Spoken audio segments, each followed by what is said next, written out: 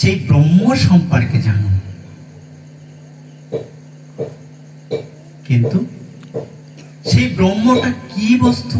জগতে এমন বৃক্ষ তো দেখি নাই যে বৃক্ষের মূলটা উপরে আর শাখা প্রশাখা পত্রাদি সব অধোমুখে নিম্নগামী।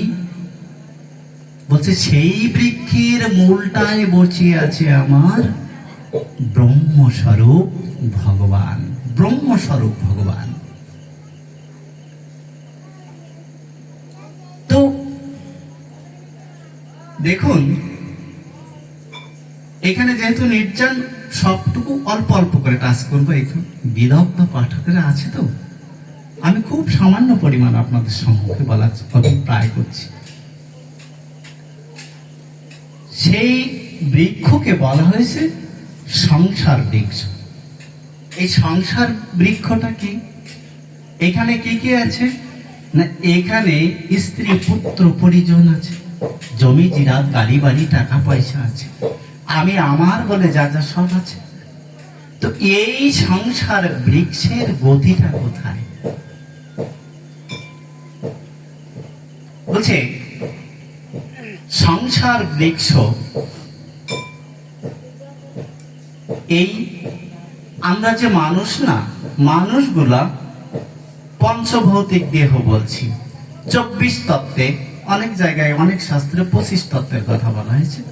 তো 24 তত্ত্বে মানব সৃজন।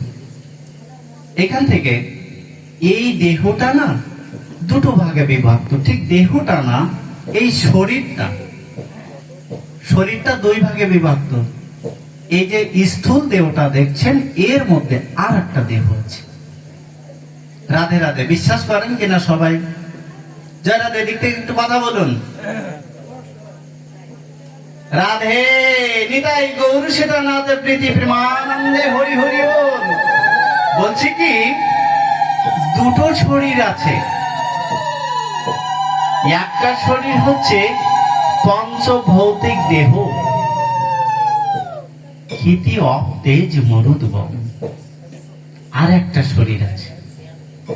এই যে শরীরটা না, ক্ষিতি অপ তেজ মরুদ্গম, এটা কোথায় শেষ হয়?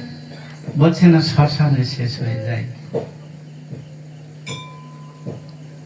আর একটা শরীর আছে, সেই শরীরটাকে সূক্ষ্ম শরীর বলে, সূক্ষ্ম দেহ বলে। এই দেহটা ভাগবত বলছে অষ্টাদশ উপাদানে নির্মিত, বেদান্ত বলছে সপ্তদশ উপাদানে নির্মিত। তো অষ্টাদশ আর সপ্তদশ সবই আছে মহত্তত্ত্ব থেকে অহং তত্ত্ব। অহং তত্ত্বের পরে এসে এই যে পুরুষ আর প্রকৃতি থেকে আস্তে আস্তে বিভক্ত হতে শুরু করেছে। তারপরে কি, এই যে পঞ্চ যে ক্ষিতি অপ্তেজ মরুদ্গম, এই স্থূল দেহ তৈরি করার জন্য যে পঞ্চ উপাদান, এর সাথে আছে কি পঞ্চ কর্মেন্দ্রিয়, পঞ্চ জ্ঞানেন্দ্রিয়, হ্যাঁ, তারপরে পঞ্চ তন্মাত্র, আর কি আছে মন বুদ্ধি অহংকার। দেখুন, আমার দেহটা না যখন শ্মশানে শেষ হলো, তাহলে তো আমার আর বিচার হবে না।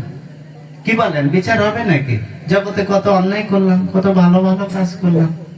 ভালো কাজ করলে স্বর্গ গতি, অন্যায় করলে নরকে গতি।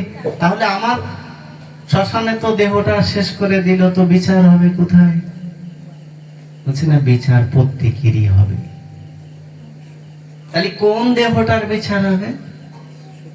বলছে যে দেহটা সূক্ষ্ম দেহ হিসাবে, সূক্ষ্ম শরীর হিসাবে আছে, এই দেহটার বিচার হবে। আর বিচার হয়ে না আর একটা দেহ প্রাপ্ত হবে। জাতস্যহি ধ্রুব মৃত্যু ধ্রুবম জন্ম মৃত্যুস্য তস্মাৎ অপরিহার্যর্থে নতম শোষিতুম অর্হসি।